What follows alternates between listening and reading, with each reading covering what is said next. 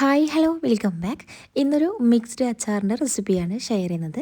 പലരും പല രീതിയിലും അച്ചാറൊക്കെ ഇട്ട് നോക്കാറുണ്ട്. അപ്പോൾ ഞാനിവിടെ ഒരു സിമ്പിളായിട്ടുള്ള രീതിയിലാണ് ഈ ഒരു അച്ചാർ തയ്യാറാക്കി എടുക്കുന്നത്. അപ്പോൾ വീഡിയോ സ്കിപ്പ് ചെയ്ത് കാണാൻ ഇഷ്ടമായാലൊന്ന് ലൈക്ക് ചെയ്യാനും ഷെയർ ചെയ്യാനും പിന്നെ സബ്സ്ക്രൈബ് ചെയ്യാനൊന്നും മറക്കല്ലേ. അപ്പോൾ നമുക്കൊരു അച്ചാർ എങ്ങനെ തയ്യാറാക്കി എടുക്കുക എന്നുള്ളത് നോക്കാം. അതിനായിട്ട് നമ്മൾ അച്ചാറിട്ട് വെക്കാൻ ആവശ്യമായിട്ടുള്ള വെജിറ്റബിൾസ് ഒന്ന് കട്ട് ചെയ്തെടുക്കാം. ഞാനിപ്പോൾ ദാ ഈ ഒരു വലിപ്പത്തിലാണ് കട്ട് ചെയ്തെടുത്തിട്ടുണ്ടായിരുന്നത്. അതിലേക്ക് ആവശ്യത്തിനുള്ള ഉപ്പും കൂടി ചേർത്ത് കൊടുത്തിട്ട് ഇതാ ഇതുപോലെ ഒന്ന് തിരുമ്മിയെടുക്കുക. അപ്പോൾ ഞാനിവിടെ എടുത്തിട്ടുള്ളത് ക്യാരറ്റ്, ബീട്രൂട്ട്, പിന്നെ മാങ്ങ, അതുപോലെ തന്നെ കക്കിരിക്ക എല്ലാം ഉണ്ട് കേട്ടോ. അപ്പോൾ നിങ്ങൾക്ക് ഇഷ്ടമുള്ള വെജിറ്റബിൾസൊക്കെ ഈ ഒരു ഇതിൽ ആഡ് ചെയ്ത് കൊടുക്കാവുന്നതാണ്.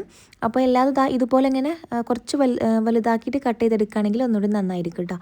അപ്പോൾ ഞാനിതാ ഈ ഒരു വലുപ്പത്തിലാണ് കട്ട് ചെയ്തെടുത്തിട്ടുണ്ടായിരുന്നത്. ഇനി അതിലേക്ക് ഉപ്പൊക്കെ ചേർത്ത് കൊടുത്തിട്ട് അത് തിരുമ്മി ഒരു സൈഡിലോട്ട് മാറ്റി വെക്കാം. ഇനി ഇതാ ഒരു ചട്ടിയിലേക്ക് കുറച്ച് വെളിച്ചെണ്ണ ഒഴിച്ചു കൊടുത്തിട്ടുണ്ട്. വെളിച്ചെണ്ണ നല്ലോണം ചൂടായി വന്നാൽ നമുക്കതിലേക്ക് ആദ്യം കടുക് പൊട്ടിച്ചെടുക്കാം. കടുക് ജസ്റ്റ് ഇങ്ങനെ പൊട്ടി വരുമ്പോൾ കുറച്ച് ഉലുവ, അതായത് ഒരു സ്പൂൺ അളവിൽ ഉലുവയും കൂടി ചേർത്ത് കൊടുത്തിട്ട് ഒന്ന് പൊട്ടിച്ചെടുക്കാം. ഇനി ഇതാ ഇതിലേക്ക് ഞാനിവിടെ പച്ചമുളകാണ് ചേർത്ത് കൊടുത്തിട്ടുള്ളത്. പച്ചമുളക് ചെറുതായിട്ട് കട്ട് ചെയ്തിട്ട് ചേർത്ത് കൊടുത്തിട്ടുണ്ട്. അതൊക്കെ നിങ്ങളുടെ ഇഷ്ടത്തിനനുസരിച്ച് എരിവിനനുസരിച്ച് ചേർത്ത് കൊടുക്കുക കേട്ടോ പച്ചമുളകൊക്കെ. പിന്നെ അതുപോലെ തന്നെ കുറച്ചധികം തന്നെ കറിവേപ്പില കൂടുതലായാലും കുഴപ്പമില്ല. ഇനി ഇതാ ഇതിലേക്ക് ഇഞ്ചി വെളുത്തുള്ളിയാണ്. ഇഞ്ചി വെളുത്തുള്ളി ഇങ്ങനെ ഇതുപോലെ ചെറുതായിട്ടൊന്ന് കട്ട് ചെയ്തിട്ടാണ് ചേർത്ത് കൊടുത്തിട്ടുണ്ടായിരുന്നത്. ഇനി അല്ലാന്നുണ്ടെങ്കിൽ അത് ജസ്റ്റ് ഇങ്ങനെ ചതച്ചിട്ട് ചേർത്ത് കൊടുത്താലും മതി. നിങ്ങൾ ഒരിക്കലും അച്ചാർ ഉണ്ടാക്കുമ്പോൾ അത് പേസ്റ്റ്, അതായത് ഇഞ്ചി വെളുത്തുള്ളി പേസ്റ്റ് ആക്കിയിട്ട് ഇതിലേക്ക് ചേർത്ത് കൊടുക്കരുത് കേട്ടോ. ഒന്നുകിൽ ഇങ്ങനെ ചതച്ചിട്ട് ചേർത്ത് കൊടുക്കാം, അല്ലാന്നുണ്ടെങ്കിൽ ഇതുപോലെ ചെറുതായിട്ട് കട്ട് ചെയ്തിട്ട് ചേർത്ത് കൊടുക്കാവുന്നതാണ്. ഇനി ഒരു ഇഞ്ചിയും വെളുത്തുള്ളിയൊക്കെ നല്ലോണം മൂപ്പിച്ചെടുക്കാം.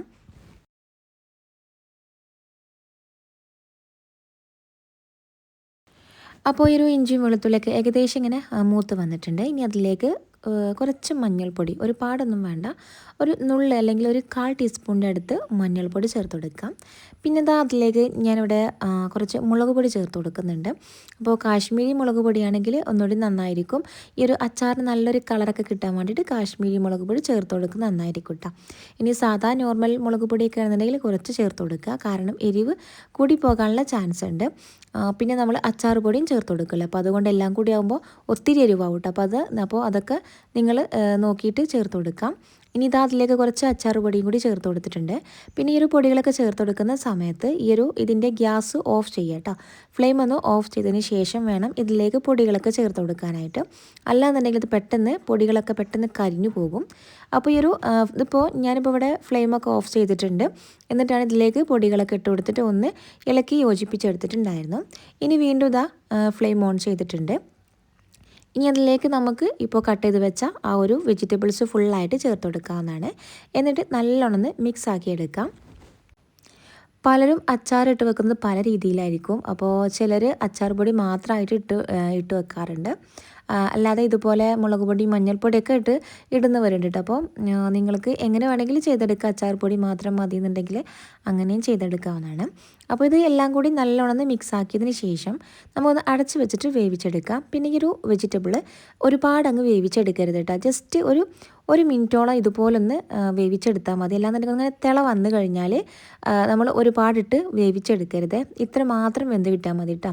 കാരണം ഈ ഒരു അച്ചാർ നല്ലോണം വെന്ത് കുഴഞ്ഞു പോയാൽ ഈ ഒരു അച്ചാർ നല്ല ടേസ്റ്റ് ഉണ്ടാവില്ല. അപ്പോൾ നല്ലൊരു ടേസ്റ്റ് കിട്ടണമെന്നുണ്ടെങ്കിൽ ആ ഒരു വെജിറ്റബിൾസൊക്കെ നമ്മൾ കടിക്കുമ്പോൾ അല്ലെങ്കിൽ കഴിക്കുമ്പോൾ ജസ്റ്റ് ഇങ്ങനെ കടിക്കുമ്പോഴാണ് ഈ ഒരു അച്ചാറിന് കറക്റ്റ് ആ ഒരു ടേസ്റ്റ് കിട്ടുക. ഇനി ഇതാ ഇതിലേക്ക് ഞാനിവിടെ കുറച്ച് കായപ്പൊടി ചേർത്ത് കൊടുത്തിട്ടുണ്ടായിരുന്നു. കായപ്പൊടിയും അതുപോലെ തന്നെ ഒരു സ്പൂൺ അളവിൽ പഞ്ചസാരയും കൂടി ഇതിലേക്ക് ചേർത്ത് കൊടുത്തിട്ടുണ്ട്. എന്നിട്ട് എല്ലാം കൂടി നല്ലോണം മിക്സ് ആക്കി എടുക്കുക. പിന്നെ ഈ ഒരു ടൈമിൽ അല്ലെങ്കിൽ പൊടികളൊക്കെ ഇനിയും കൂടുതലായിട്ട് അല്ലാന്നുണ്ടെങ്കിൽ അച്ചാർ പൊടിയൊക്കെ വീണ്ടും ചേർത്ത് കൊടുക്കുകയാണെന്നുണ്ടെങ്കിൽ ഈ ഒരു സമയത്ത് നിങ്ങൾക്ക് അതിലേക്ക് ചേർത്ത് കൊടുക്കാവുന്നതാണ്. അപ്പോൾ ഞാൻ ഇതിലേക്ക് കുറച്ചും കൂടി അച്ചാർ പൊടി ചേർത്ത് കൊടുത്തിട്ടുണ്ടായിരുന്നു. പിന്നെ വിനാഗിരിയും കൂടി ഒഴിച്ചു കൊടുത്തിട്ടുണ്ട് കേട്ടോ. അപ്പോൾ അത് മസ്റ്റാണ്. അപ്പോൾ വിനാഗിരിയും കൂടി ഒഴിച്ചു കൊടുത്തിട്ട് ഇതുപോലെ അങ്ങ് കുറുക്കിയെടുക്കുക. അതായത് പെട്ടെന്ന് ഫ്ലെയിം ഓഫ് ചെയ്യണം. നമ്മൾ നേരത്തെ വെജിറ്റബിൾസൊക്കെ ഒന്ന് കുക്കാക്കി എടുത്തതാണ് കേട്ടോ. അപ്പോൾ കുറച്ച് കഴിയുമ്പോഴേക്കും ഈ ഒരു അച്ചാർ അങ്ങനെ കുറുകി വരും. അത് നല്ല എന്താ പറയുക, അതിൻ്റെ ആ ഒരു ചാറോട് കൂടിയിട്ടായിരിക്കും നമുക്ക് നല്ല ഗ്രേവി ആയിട്ട് തന്നെ നമുക്ക് ഈ ഒരു അച്ചാർ കിട്ടും. അപ്പോൾ കുറച്ച് സമയം അതങ്ങനെ വെക്കണം. അപ്പോൾ ഏകദേശം ഇങ്ങനെ തിള വന്നിട്ടുണ്ട്. ഇനി നമുക്കിതിൻ്റെ ഫ്ലെയിം ഒന്ന് ഓഫ് ചെയ്യാം കേട്ടോ. ഓഫ് ചെയ്തതിന് ശേഷം ആ ഒരു ചട്ടിയിൽ തന്നെ അങ്ങനെ വെക്കുക. അപ്പോൾ തന്നെ നമ്മൾ വേറൊരു ബോട്ടിലാക്കി വെക്കുക ഒന്നും ചെയ്യരുത്. ഒരു ദിവസം ഇങ്ങനെ വെച്ചതിന് ശേഷം വേണം നമ്മൾ നല്ലൊരു ബോട്ടിൽ കഴുകി നല്ല വൃത്തിയാക്കിയതിന് ശേഷം അതിലേക്ക് ഈ ഒരു അച്ചാർ മാറ്റി കൊടുക്കാവുന്നതാണ് കേട്ടോ. അപ്പോൾ ഇത് സിമ്പിളായിട്ട് തയ്യാറാക്കിയെടുക്കാൻ പറ്റുന്നൊരു മിക്സ്ഡ് അച്ചാറാണ്. എന്തായാലും ഒന്ന് ട്രൈ ചെയ്ത് നോക്കുക. ഫീഡ്ബാക്ക് അറിയിക്കാനും കൂടി മറക്കല്ലേ. അപ്പോൾ ഇതുപോലത്തെ ഈസിയൽ റെസിപ്പീസിനൊക്കെ വേണ്ടി ഒരു ചാനലൊന്ന് സബ്സ്ക്രൈബ് ചെയ്യുക. സബ്സ്ക്രൈബ് ചെയ്യുമ്പോൾ ബെല്ലൈക്കൺ പ്രസ് ചെയ്ത് ഓൾ എന്ന ഓപ്ഷനും കൂടി കൊടുക്കാൻ മറക്കല്ലേ. എങ്കിൽ മാത്രമേ ഞാനിടുന്ന വീഡിയോസിൻ്റെ നോട്ടിഫിക്കേഷൻ നിങ്ങൾക്ക് ലഭിക്കുകയുള്ളൂ കേട്ടോ. അപ്പോൾ ഇൻഷാ അല്ലാഹ് പുതിയൊരു വീഡിയോയിൽ കാണാം.